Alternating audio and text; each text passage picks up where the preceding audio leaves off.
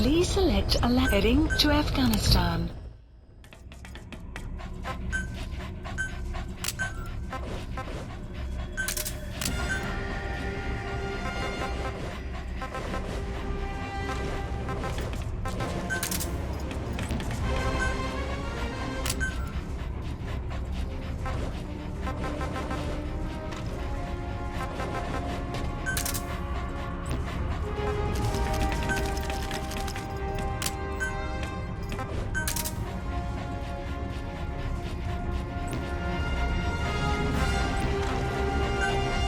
Deploying.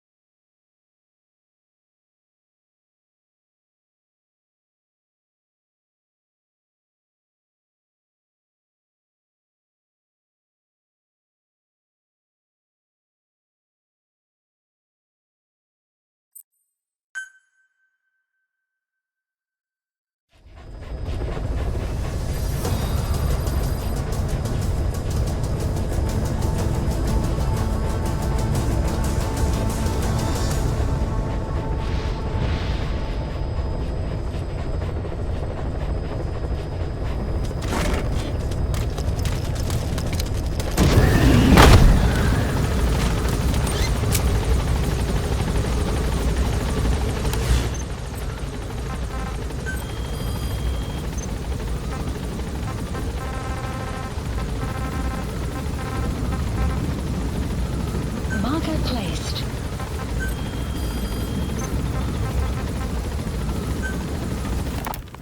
You said that the nuke Skullface was trying to spread around the world were equipped with a failsafe. Something that could shut them down at will. His will. Quite so. After all, he needed a guarantee that a buyer wouldn't simply turn the weapons back on him. So how can they be stopped? The criticality trigger, that is, the detonator, is a complete black box design. Any attempt to dismantle it causes it to melt in seconds, using the corroding archaea.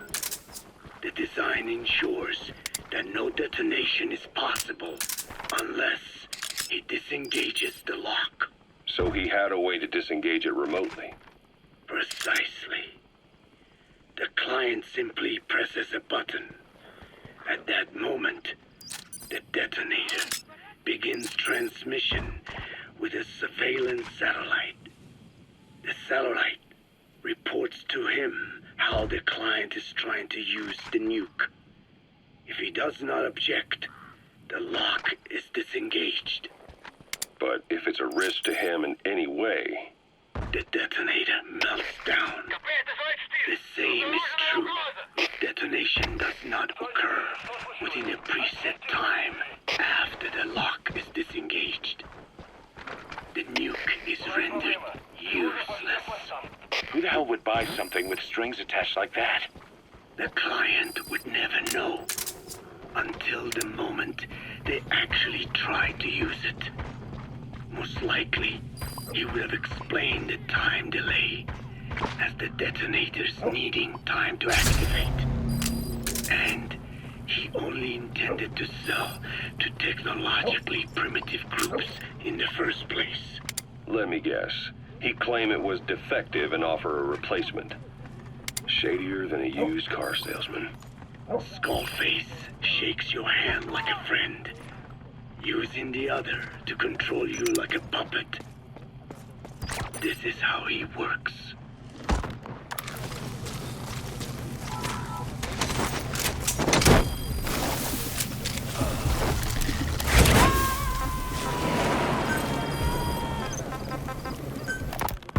Code talker. Subject on board. Leave the rest to us. Let me guess. Photosynthesis? Oh? What makes you say that? Well, a long time ago, I knew someone with a similar ability. Well, you are... You gotta extract him. Most of my body is covered with parasites. I supply them with water, and in return, I receive sugars they produce when exposed to light. Mm-hmm. It isn't just my skin either. The parasites also act as my eyes. They have replaced many of my internal organs as well. It is thanks to them that I live on after over a century. How did you obtain them anyway? Through your research? Subject on board. Leave the rest to us. I like to say as much, but there is more to it than that. Let me take you back 20 years. I had hit a dead end with my parasite research. Then I was approached by... You gotta extract him. They said they had a sample of an unusual strain of parasite.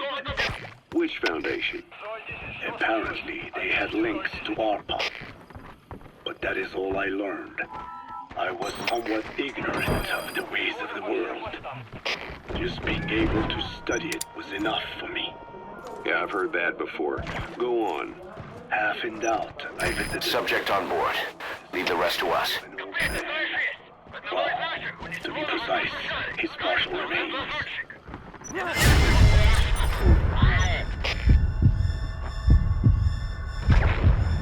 Parts, you could say. The man had died in an explosion. An old man, you say? His flesh had not decomposed.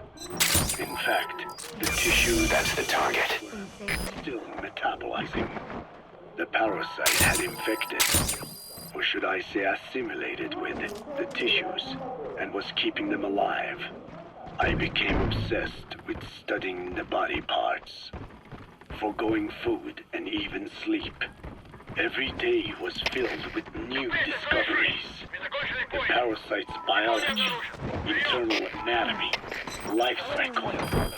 But there was only so much I could learn through observation. And so I made a decision to truly know the parasite.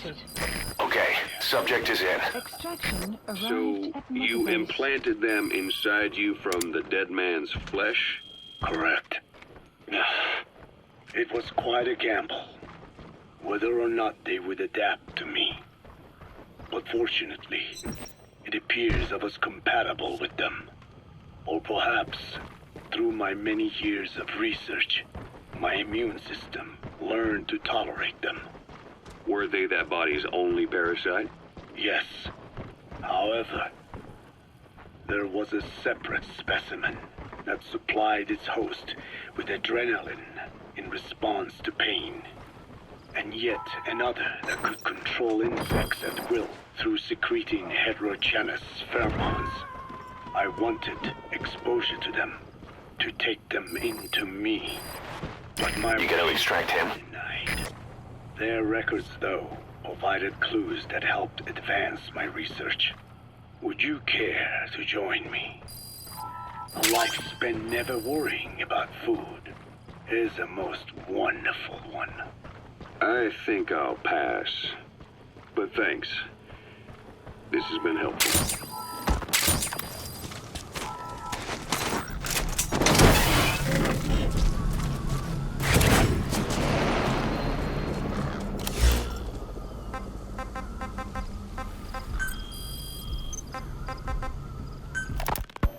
Skullface has finally burned out. The world is rid of his existence at last. Was he still alive? You could say that.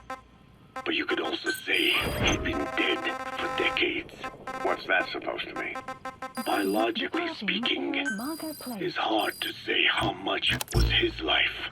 Side effects from the treatment? No. The primary effect. Keeping a dying host alive as long as possible. That is the whole point. But in the end, he grew too dependent on his children. As if he had any other way. Subject on board. Leave the rest to us. He first underwent parasite therapy before the Soviet Union became his home. His body was horribly burned. Fire washed across his thin young frame and stole his skin and his throat, even his lungs. Only through repeated therapies could the parasites keep him alive. Most of his life became something the parasites gave to him. And then he lost the ability to die. That is correct. The parasites live on past the host's death, still aiding cell composition. At that stage, there is no way to extract them from the host cells. There is no way of knowing when the last cell of Skullface's body would die. The only choice was to burn the whole thing. And He's coming too. Roger that. And I am one to talk.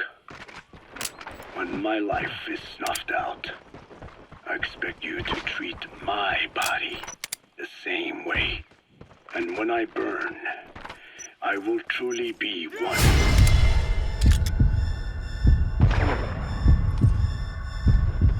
My children, for the first time.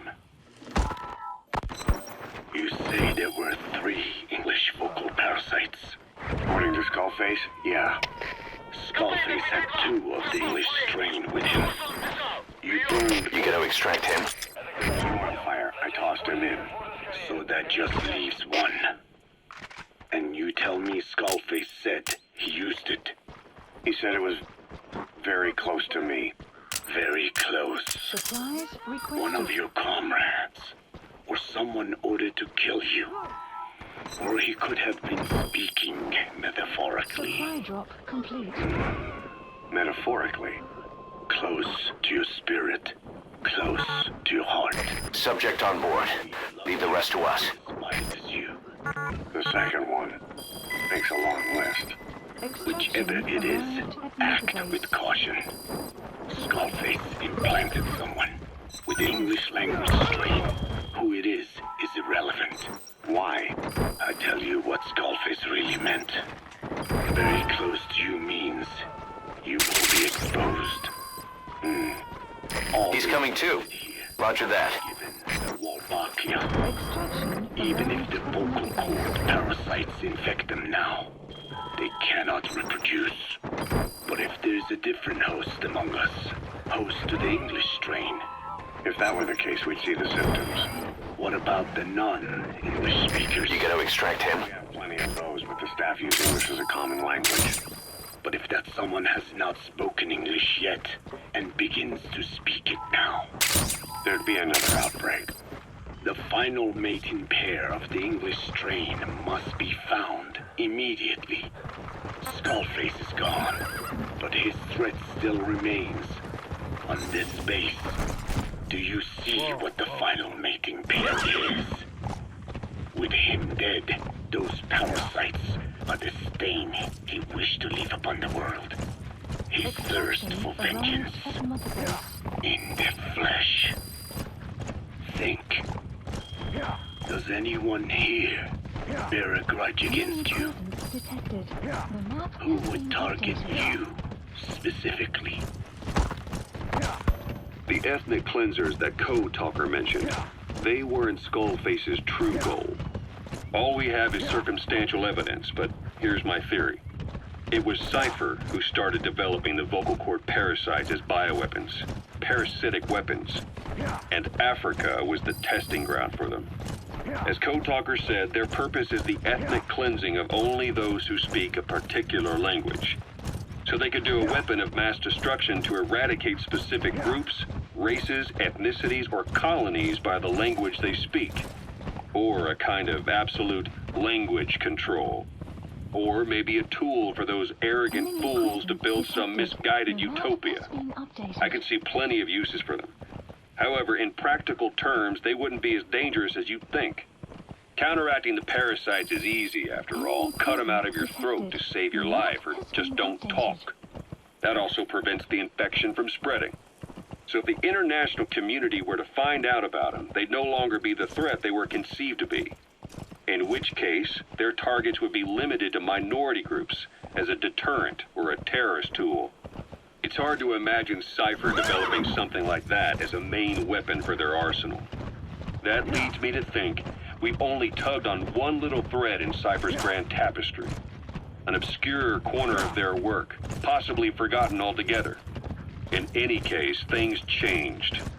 When Skullface was forced to relocate to Africa and he saw that thread dangling. All the time he continued that research, he was secretly following his own agenda. The ethnic liberator parasites, his English language strain. Skullface said there were only 3 samples of the English language strain parasite, and I think we can believe him. Bringing his ethnic liberator's plan to fruition depended on creating an English version of the vocal cord parasites at all costs. But an English strain would have been useless to Cypher. Worse, it could have destroyed everything they'd built. It was the one type they couldn't allow. That means Skullface was forced to develop his English strain out of sight of Cypher's network. Naturally, he couldn't use the greenhouse facility Cypher had set up and filled with guinea pigs. Skullface must have found some secret place to create his precious few English parasites, hiding all evidence like a man cheating on his wife. Somewhere, an entirely standalone environment.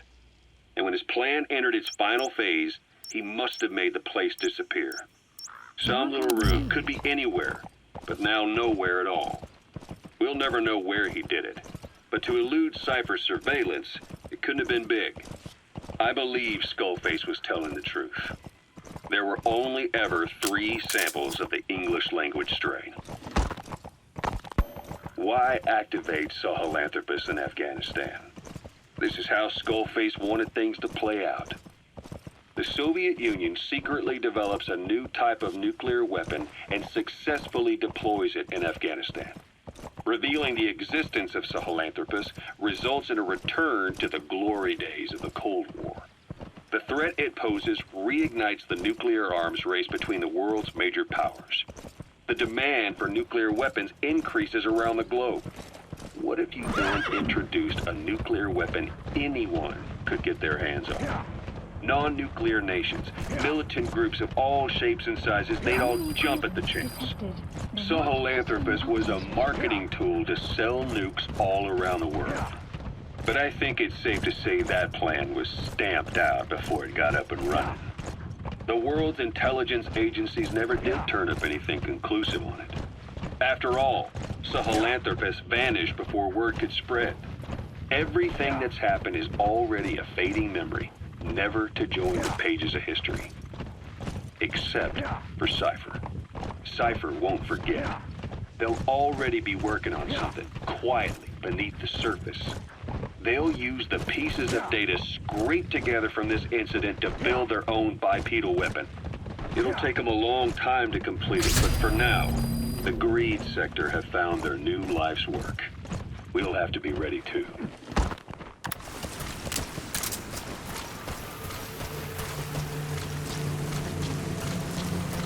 Enemy presence detected. The map has been updated.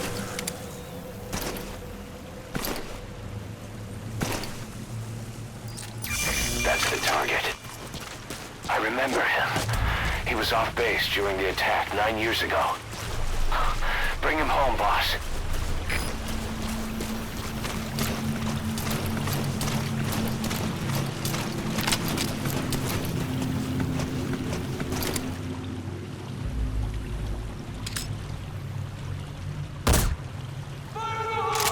Enemy presence detected. The map has been updated.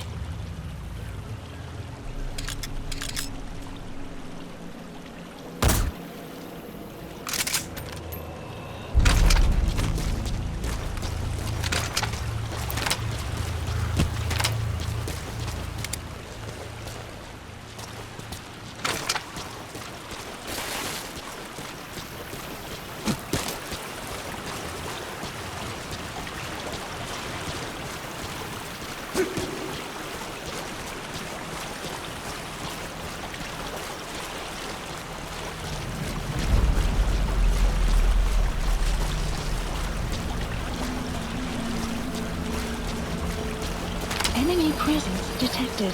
The map has been updated.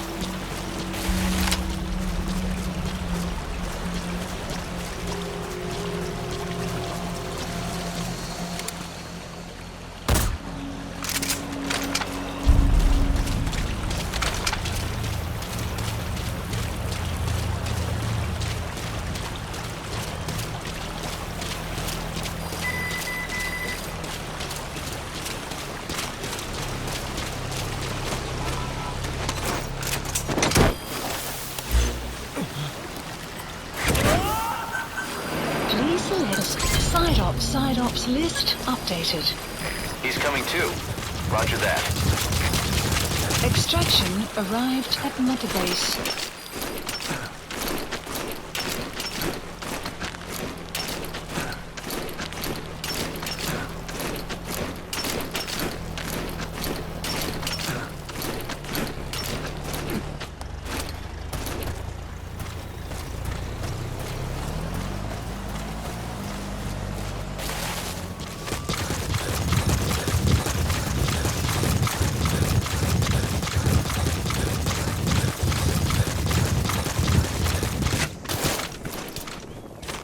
Caution, sandstorm approaching.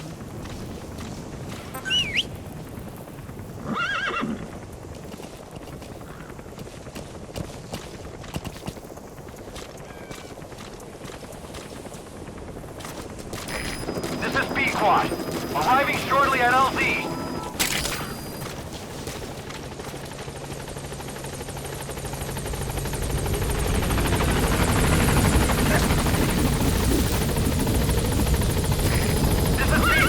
There's an obstruction at the LZ preventing me from landing. Request immediate removal.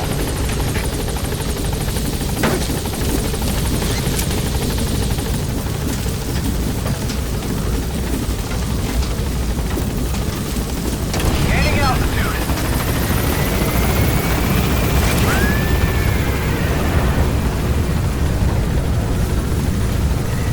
Buddy departing area of operations. Departing.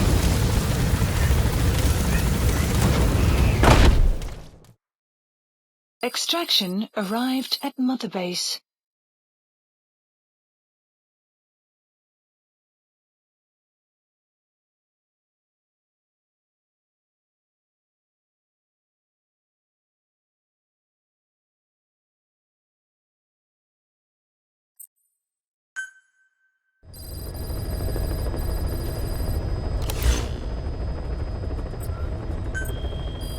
Please select a mission. Mission accepted.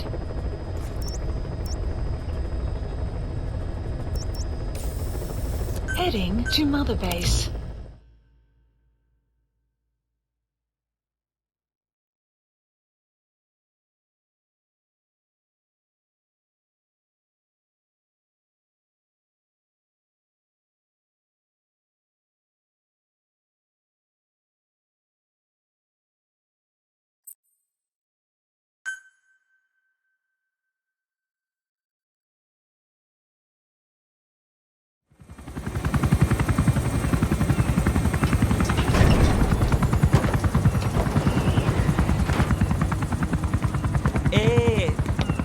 Saba, tata na mono, intangu yandi ibandaka ke sala namin. Geke salaka, tata nange mingi. Eli lolu la mono, muzo laka vekutuba. Ukizina unge bingi laka mono. Ukizina unge bingi laka mono. Hey, Tepe, Eli, what's the matter? Fighting will get you nowhere, Eli.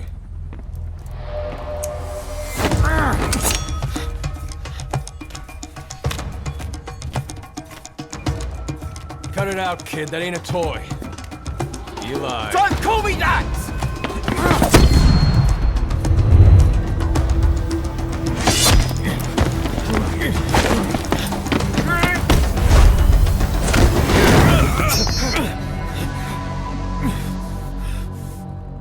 I'm not a kid. You hear me?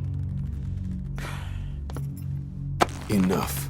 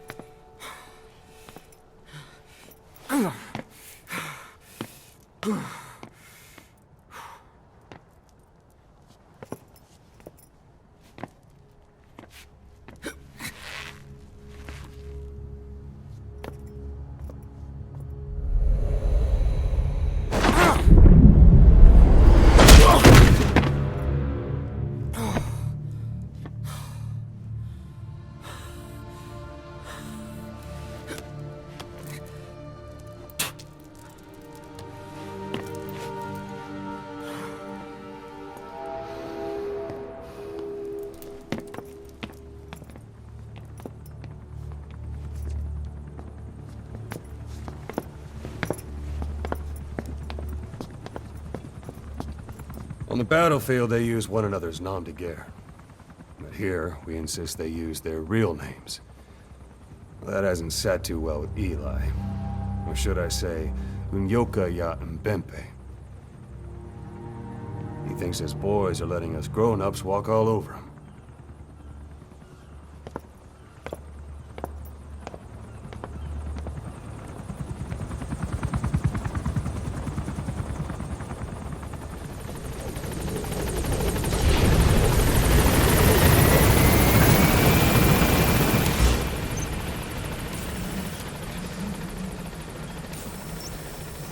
Marker placed.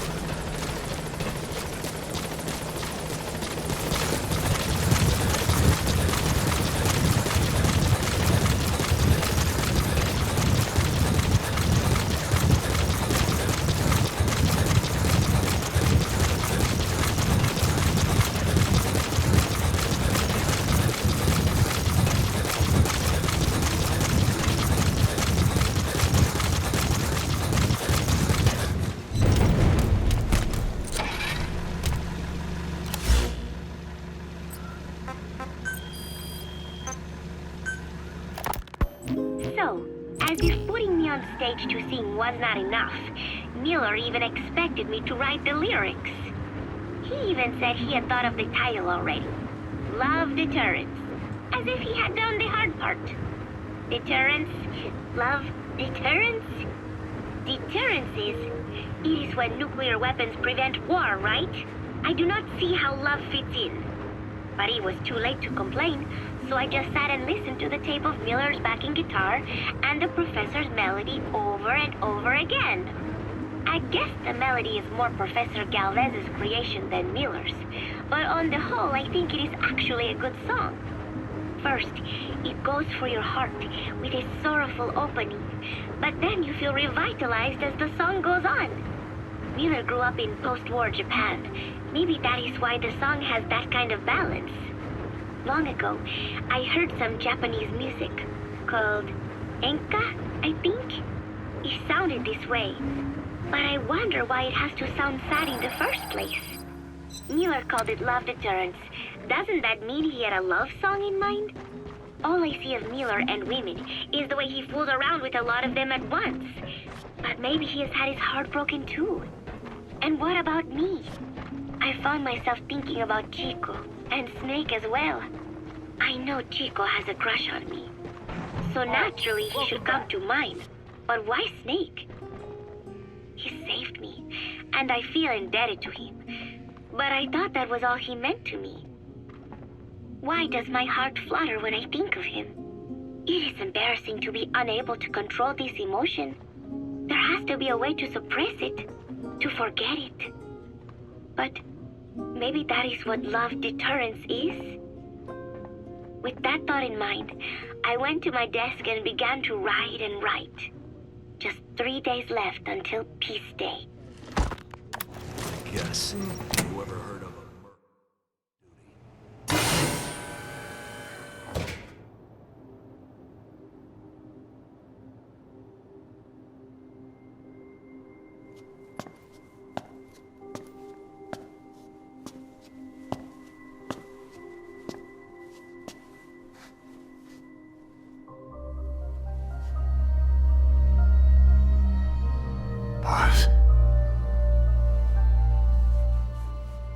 Snake? She's been acting differently lately. Before, she'd respond to conversation. Just as long as it didn't conflict with her timeline. But now nothing gets a reaction from her. What happened? No idea. Well, Miller did go and tell her that Skullface is dead. If anyone should want revenge against him, it would be her. But it's not exactly like an angel of peace to cheer for someone's death. Now is it? There, take a look at this too.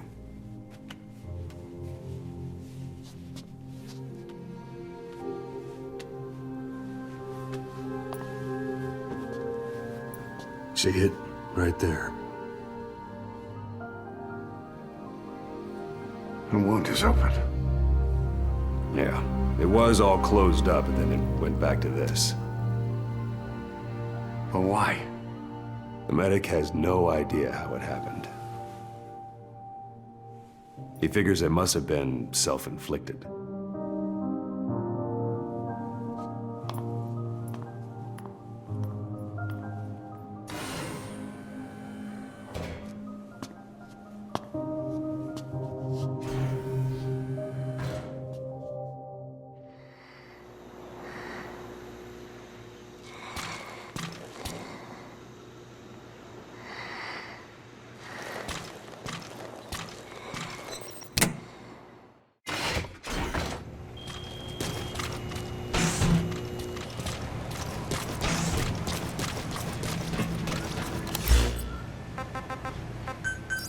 Please select a landing zone. Landing zone confirmed. Roger.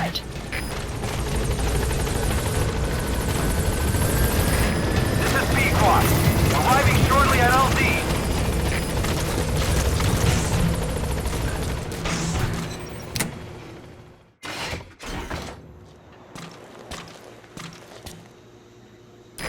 This is Pequot.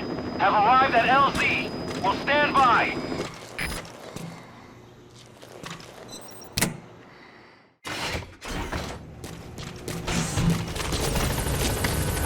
You have arrived at your destination.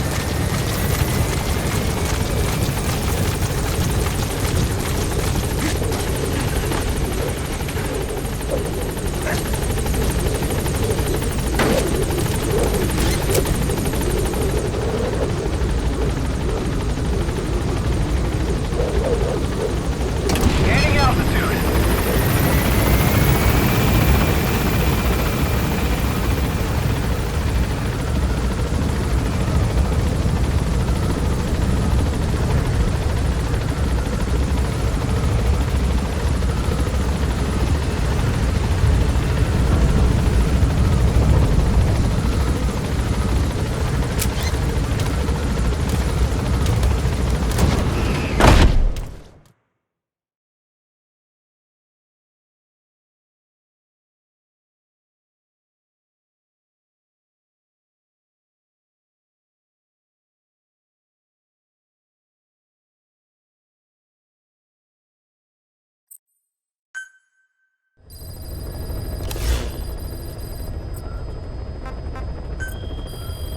Please select a mission.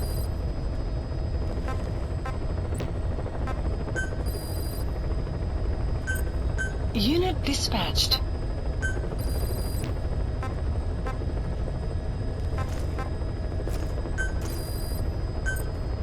Unit dispatched.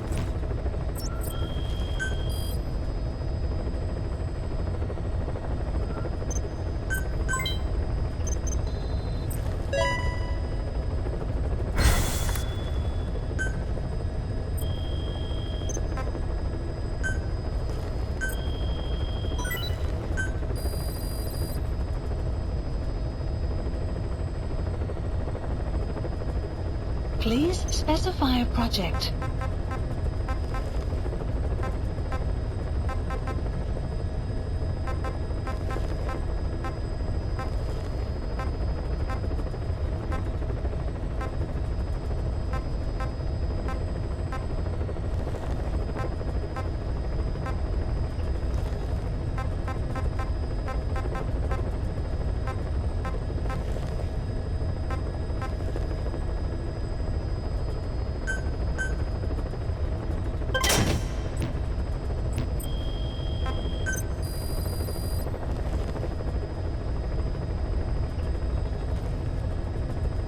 Please specify a project.